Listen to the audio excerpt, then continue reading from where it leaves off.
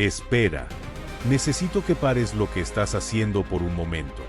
Cada año, el 25 de diciembre, más de 2.000 millones de personas en todo el planeta hacen exactamente lo mismo. Encienden luces, envuelven regalos, se sientan en familia y celebran el nacimiento de Jesús. Pero nadie, y digo nadie, se hace la pregunta más obvia del mundo. ¿Y si el 25 de diciembre es completamente falso? No lo digo para atacar ninguna fe. Lo digo porque la propia Biblia, ese libro que el mundo cristiano considera sagrado e infalible, en ninguna de sus páginas menciona el 25 de diciembre. Ni una sola vez. Abre tu Biblia. Busca. Puedes ir al Evangelio de Mateo, al de Lucas, al de Juan. Busca 25 de diciembre o nació en invierno o cualquier referencia a una fecha concreta. No la vas a encontrar. Pero aquí está lo fascinante. La misma Biblia sí tiene la fecha. Solo que está escondida. Dispersa en fragmentos que, cuando los unes, te dejan sin palabras. Hoy vamos a hacer algo que pocos se han atrevido a hacer en video. Vamos a juntar esas piezas, una por una, con lógica, con historia, con astronomía y con la misma Biblia. Y al final de este video, tú mismo vas a poder concluir cuándo nació realmente Jesús.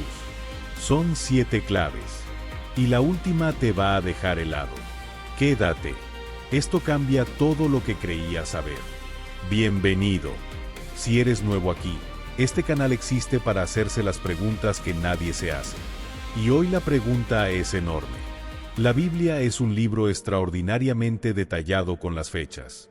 Sabemos el día exacto en que empezó el diluvio. Sabemos la hora exacta en que Jesús murió en la cruz. Pero la fecha de su nacimiento, el evento que literalmente partió la historia del mundo en dos, eso no aparece por ningún lado. Y esto tiene una razón. Los apóstoles, las personas que conocieron a Jesús en persona, nunca celebraron su nacimiento. Para ellos lo importante era otra cosa. Pero eso no significa que la fecha no exista. Significa que hay que buscarla. Lo que vamos a hacer hoy es actuar como investigadores, como detectives históricos. Vamos a tomar 7 fragmentos de evidencia distintos, de fuentes distintas, incluyendo la Biblia, la historia romana, los registros astronómicos y hasta el calendario judío, y los vamos a encajar hasta que la imagen sea clara. Vamos por partes. Empecemos por donde todo comenzó, un decreto del hombre más poderoso del planeta. Clave 1. El censo del imperio. Para entender cuándo nació Jesús, primero tenemos que entender por qué estaba en Belén. Y la razón es un decreto imperial. César Augusto, el primer emperador de Roma, el hombre que controlaba más de 60 millones de personas y se hacía llamar a sí mismo Hijo de Dios, ordenó un censo general. Todo el mundo debía ir a su ciudad de origen a registrarse. José era descendiente del rey David. Su ciudad era Belén.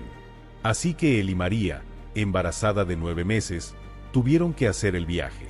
Ahora pregúntate algo que parece obvio pero que nadie se pregunta. ¿En qué época del año organizaría Roma un censo masivo? Roma era famosa por su eficiencia logística. Construyeron las mejores carreteras del mundo antiguo. Crearon sistemas de comunicación, de abastecimiento, de organización militar que no tuvieron rival por siglos.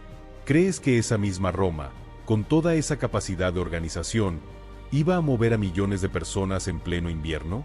Piénsalo así: en diciembre, en la región de Judea, llueve intensamente. Los caminos de tierra, que son la única vía de transporte, se convierten en lodazales.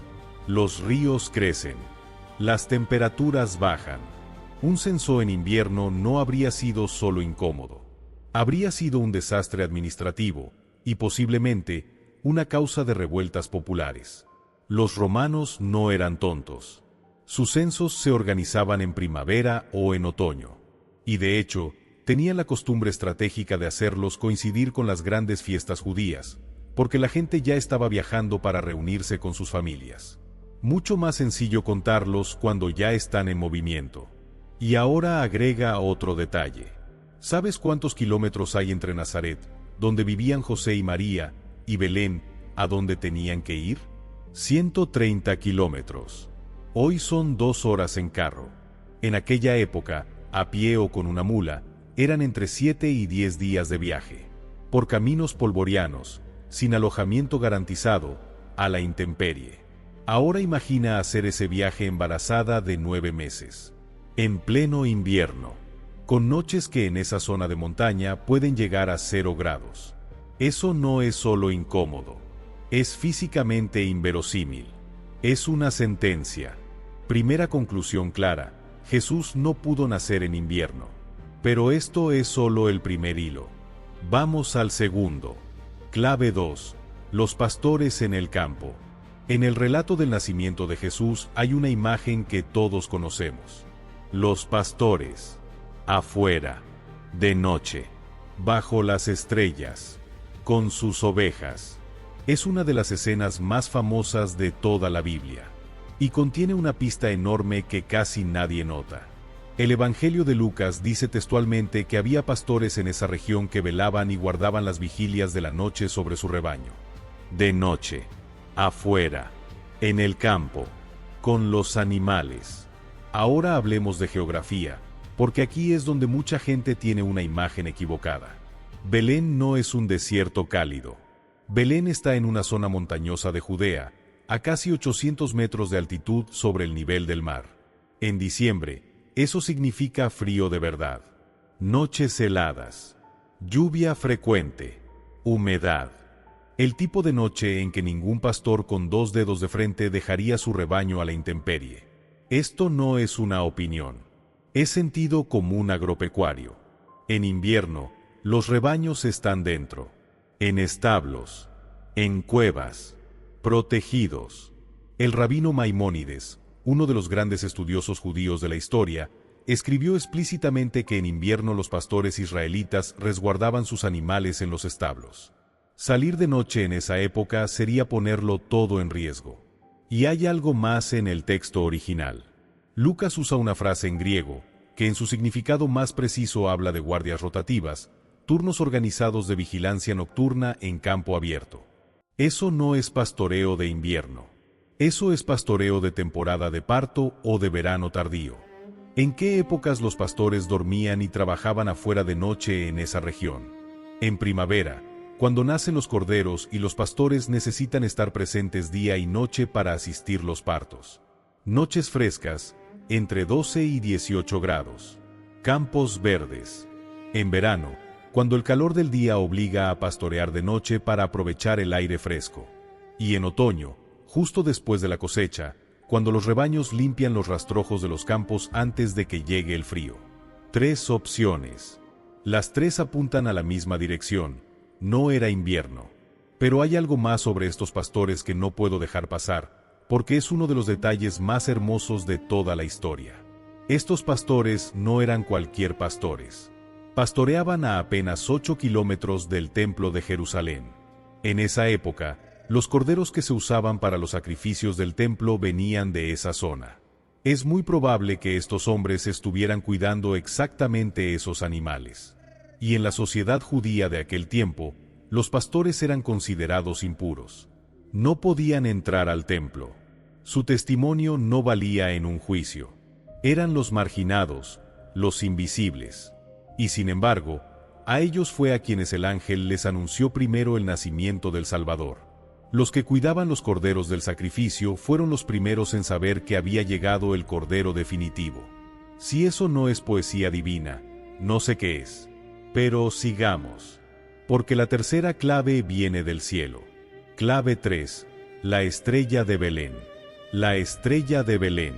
Pocas imágenes en la historia humana son tan reconocibles. Una estrella brillante en el cielo nocturno, guiando a unos sabios hacia un niño recién nacido. Pero, ¿qué era realmente? ¿Un milagro puro? ¿Un fenómeno astronómico? ¿O las dos cosas al mismo tiempo? Los astrónomos modernos han rastreado los cielos del pasado con software de simulación y han encontrado algo extraordinario. Alrededor del año 7 a.C., ocurrió un evento astronómico excepcional. Una conjunción triple de Júpiter y Saturno en la constelación de Piscis. ¿Qué significa eso? Que desde la Tierra, estos dos gigantes del sistema solar se alinearon visualmente 3 veces en ese año. Su brillo combinado habría creado un punto de luz extraordinariamente intenso en el cielo. Pero para los astrónomos de Mesopotamia, Persia, Babilonia, esos planetas no eran solo puntos de luz. Cada uno tenía un significado cargado de simbolismo. Júpiter era el planeta del rey. Saturno era asociado con el pueblo judío. Y Piscis era la constelación vinculada a la tierra de Israel. El mensaje para quien supiera leerlo era explícito: el rey de los judíos ha nacido en Israel. Ahora hablemos de los magos, porque tampoco eran lo que pensamos. La Biblia no dice que eran reyes. No dice que eran tres. Dice que eran magos del Oriente. En el contexto de la época, eso significa astrónomos sacerdotales de Persia. Hombres de ciencia y de religión al mismo tiempo. El equivalente de la época a una combinación entre científicos y diplomáticos. Y aquí viene un detalle que la mayoría de los pesebres navideños no muestran correctamente. Los magos no estuvieron en el nacimiento. Llegaron mucho después. ¿Cuánto después? El propio Evangelio de Mateo nos da la pista. Herodes, al ver que los magos no volvían a informarle, ordenó matar a todos los niños menores de 2 años. 2 años. Ese era el margen de tiempo calculado desde que apareció la estrella hasta que llegaron los magos. Jesús ya era un niño pequeño cuando ellos llegaron, no un bebé en un pesebre. Pero el fenómeno celeste también nos da información sobre la fecha. La conjunción de Júpiter y Saturno en el año 7 a.C. ocurrió en 3 momentos: mayo, septiembre y diciembre. Si fue en mayo la primera vez que los magos la vieron, el viaje de 2 años encaja perfectamente con un nacimiento en otoño. Hay otra teoría, una nova o supernova. Registros de astrónomos chinos y coreanos de esa época documentan una estrella nueva que apareció alrededor del año 5 a.C. y fue visible durante meses. Podría encajar. Pero lo que ninguna teoría natural explica completamente es que la estrella se movía y se detuvo sobre una casa específica. Los cometas no hacen eso. Las novas no hacen eso. Eso habla de algo más allá de la física conocida. Quizás la mejor explicación es que Dios usó un evento astronómico real como punto de partida, y luego lo guió con su propio poder para señalar exactamente lo que quería señalar. La ciencia abre la puerta. La fe explica lo que está detrás. Clave 4. Herodes y el error del calendario. Aquí viene algo que a mucha gente le vuela la cabeza. Jesús nació antes de Cristo. No es un juego de palabras. Es un hecho histórico. Y la explicación está en uno de los errores más grandes de la historia del calendario. Sabemos por el historiador Flavio Josefo, fuente secular e independiente de la Biblia, que Herodes el Grande murió en el año 4 a.C. Y sabemos por los evangelios que Herodes estaba vivo cuando nació Jesús. De hecho, fue él quien ordenó matar a los niños de Belén para eliminar a Jesús. Si Herodes murió en el año 4 a.C. y Jesús nació antes de que Herodes muriera, la conclusión es matemáticamente inevitable. Jesús nació en el año 4 a.C., o más probablemente, entre el año 6 y el 4 a.C. ¿Cómo llegamos a este absurdo? ¿Cómo es posible que nuestro calendario esté mal? La respuesta tiene nombre: Dionisio el Exiguo, un monje del siglo VI que tuvo la brillante idea de reorganizar el calendario mundial para que girara en torno al nacimiento de Cristo. Su intención era magnífica. Su ejecución tuvo algunos errores fatales. Primero, no sabía que Herodes había muerto en el año 4 a.C. Ese dato cambiaría todo, pero no estaba disponible para él de manera clara. Segundo, su sistema no incluía un año cero. Pasó directamente del año 1 a.C. al año 1 después de Cristo, lo cual distorsiona cualquier cálculo retroactivo. El resultado es que nuestro calendario tiene un margen de error de entre 4 y 6 años. El año cero real probablemente debería ser lo que nosotros llamamos el año 5 o 6 a.C. ¿Podemos cambiar el calendario ahora? No. Miles de millones de documentos históricos, eventos religiosos, sistemas legales y celebraciones están anclados en este sistema. Es imposible cambiarlo. Y en cierta forma tampoco hace falta, porque aunque Dionisio se equivocó en los números, logró exactamente lo que quería. Toda la historia del mundo occidental gira en torno al nacimiento de Jesús. Error o no, el centro del calendario es Él. Clave 5. El turno del sacerdote.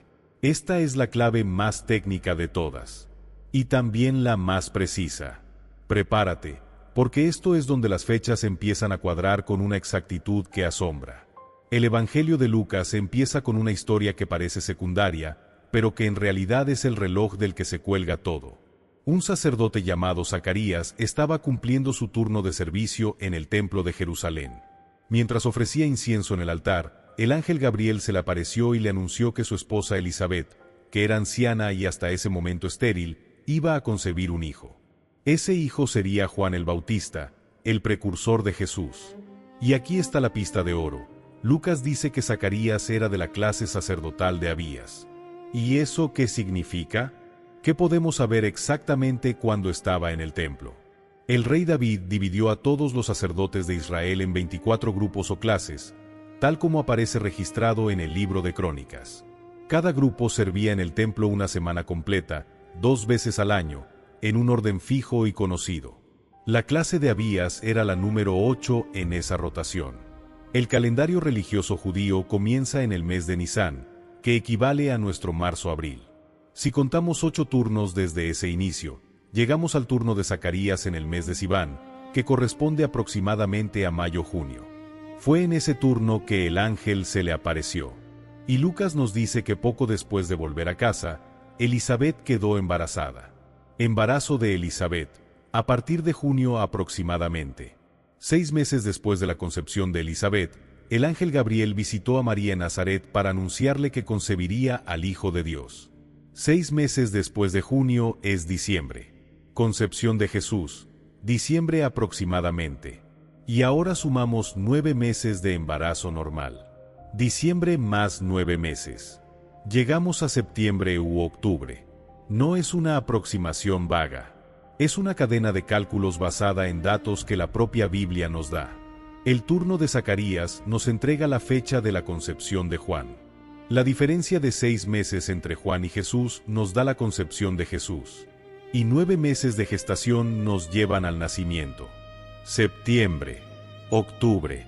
Ese es el rango. Clave 6. La fiesta de los tabernáculos. Y ahora viene la pieza que hace que todo esto no parezca solo matemática, sino algo mucho más grande. En el calendario judío, septiembre y octubre son el periodo de las fiestas más importantes del año.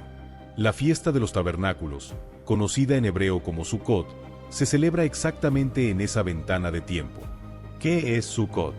Es la fiesta en que el pueblo de Israel construye pequeñas cabañas temporales y vive en ellas durante una semana. Es una conmemoración de los 40 años en el desierto, cuando Dios habitó en medio de su pueblo en un tabernáculo, una tienda de campaña. Es la fiesta de la presencia de Dios con su pueblo. Ahora lee como el apóstol Juan describe el nacimiento de Jesús al comienzo de su evangelio. En el texto original griego dice que el Verbo se hizo carne y acampó entre nosotros. La palabra exacta que usó Juan en griego es una palabra que significa literalmente montar su tabernáculo, instalarse en una tienda, hacer su morada temporal entre la gente. Juan no eligió esa palabra por accidente. Con un solo término, está diciéndonos cuándo ocurrió. Y si eso no te parece suficiente, considera el patrón. Jesús murió exactamente el día de la Pascua judía. El Espíritu Santo descendió exactamente el día de Pentecostés. Los eventos más importantes de la misión de Cristo estuvieron alineados milímetro a milímetro con el calendario sagrado judío. ¿Sería diferente su nacimiento? ¿Sería la única fecha aleatoria en un plan donde todo lo demás fue perfectamente orquestado? Y hay un detalle más que me parece de una belleza indescriptible. Durante Sukkot, en el tiempo del templo, encendían antorchas gigantes que iluminaban toda Jerusalén. Las fuentes históricas dicen que la luz era tan intensa que se veía desde kilómetros de distancia. Era literalmente la noche más iluminada del año en Israel. Y Jesús dijo, «Yo soy la luz del mundo». ¿Qué mejor momento para llegar al mundo que la noche en que todo Israel encendía luces para celebrar que Dios habitaba entre ellos? Clave 7. El inicio del ministerio. La séptima clave es la que confirma el año con mayor precisión. Y viene de la pluma del mismo Lucas, que era médico. Un hombre de ciencia. Un hombre al que no le bastaba con aproximaciones. Lucas nos dice que Jesús comenzó su ministerio público siendo como de 30 años. Y nos da una referencia histórica concreta. Fue en el año 15 del gobierno del emperador Tiberio César. Tiberio llegó al poder en el año 14 después de Cristo. Su año 15 nos sitúa en el año 28 o 29 después de Cristo. Si Jesús tenía aproximadamente 30 años en el año 28 o 29, y hacemos la resta, llegamos a un nacimiento entre el año 1 y el 3 antes de Cristo. Sumando el margen de error del calendario de Dionisio, estamos hablando del año 5 o 6 antes de Cristo, que es exactamente el mismo rango que nos dieron las otras claves. Todas las líneas de evidencia apuntan al mismo punto. ¿Y por qué los 30 años? En la ley de Dios registrada en el libro de Números, los sacerdotes comenzaban su servicio oficial a los 30 años. David tenía 30 años cuando fue coronado rey. José tenía 30 años cuando el faraón lo puso a gobernar Egipto. El número 30 en la Biblia es el número de la madurez para el servicio sagrado. Jesús no esperó hasta los 30 por casualidad. Esperó porque ese era el tiempo correcto según el patrón que Dios había establecido siglos antes. Conclusión y veredicto final. Muy bien. Tenemos 7 claves sobre la mesa. Vamos a juntarlas. Sobre el año. La edad de Jesús al comenzar su ministerio más el año de gobierno de Tiberio nos dan el año 28 a 29. Restamos 30 años y llegamos al año 1 a 2 antes de Cristo. Corregimos el error de Dionisio y llegamos al año 5 a 6 antes de Cristo. La muerte de Herodes en el año 4 confirma que Jesús nació antes de esa fecha. La conjunción astronómica del año 7 a 5 antes de Cristo encaja en ese mismo rango. Veredicto del año. Entre el 6 y el 4 antes de Cristo, probablemente alrededor del año 5. Sobre el mes. El turno de Zacarías en junio más 6 meses de diferencia con Juan nos llevan a la concepción en diciembre. Más 9 meses de embarazo, septiembre u octubre. Los pastores al aire libre de noche confirman que no era invierno. El censor romano confirma que no era invierno. Y la palabra que Juan usa para describir el nacimiento apunta directamente a la fiesta de los tabernáculos en ese mismo mes. Veredicto del mes, septiembre u octubre, probablemente durante la fiesta de los tabernáculos. Entonces, ¿de dónde viene el 25 de diciembre? De Roma. Los romanos celebraban en esas fechas el Sol Invictus, la fiesta del Sol Invencible que marcaba el fin del invierno y el regreso de la luz. Cuando el Imperio Romano se convirtió al cristianismo, los líderes de la Iglesia tomaron una decisión. En vez de prohibir esa fiesta tan profundamente arraigada en la cultura popular, la transformaron. Cambiaron el significado sin cambiar la fecha. El Día del Sol Invicto se convirtió en el Día del Hijo de Dios. ¿Fue correcto? ¿Fue incorrecto? Eso es un debate teológico que cada uno debe hacer por su cuenta. Lo que yo quiero dejarte es esto.